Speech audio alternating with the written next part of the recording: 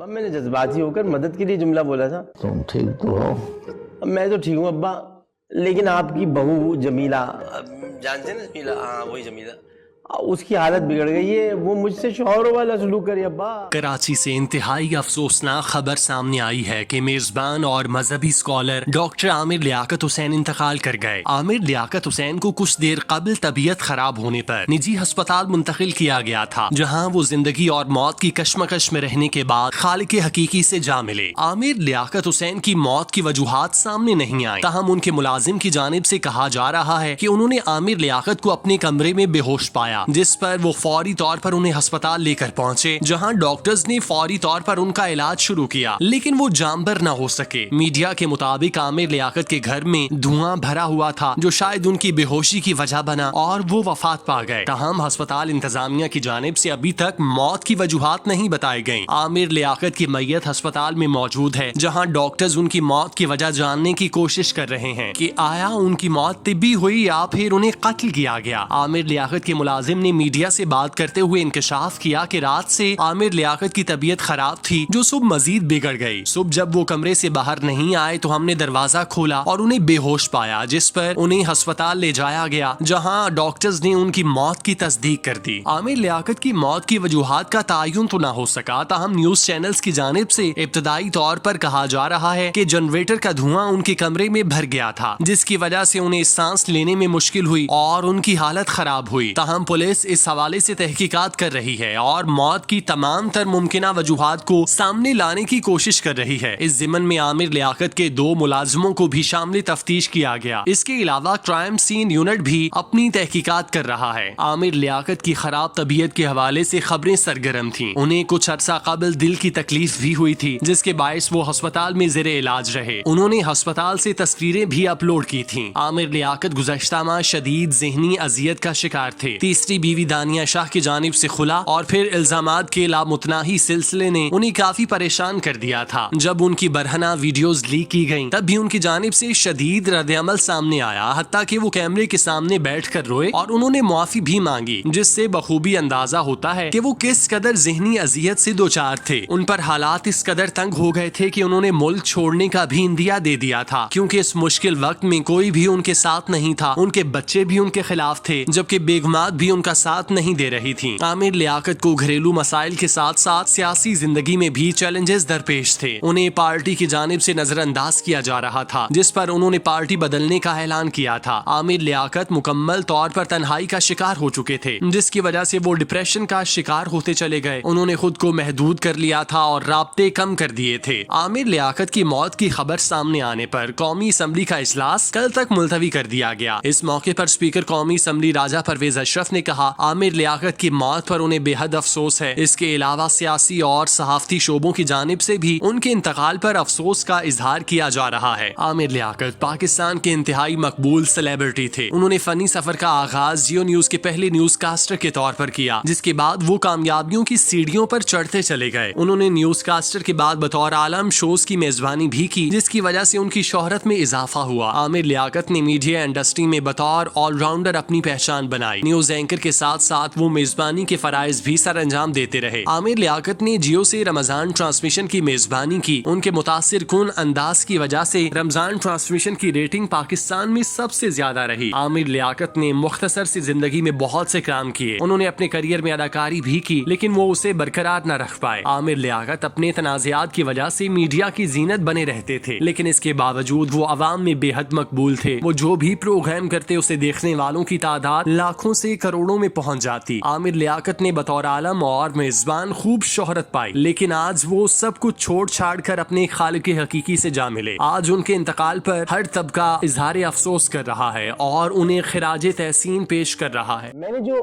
Proposal आपको email किया था वो आपने देखा? हाँ वो देखा। और तो अगर हम स्टॉक मार्केट से इन्वेस्टर्स के 50% शेयर्स लेकर दोबारा डाल दें तो अच्छा रहेगा सर?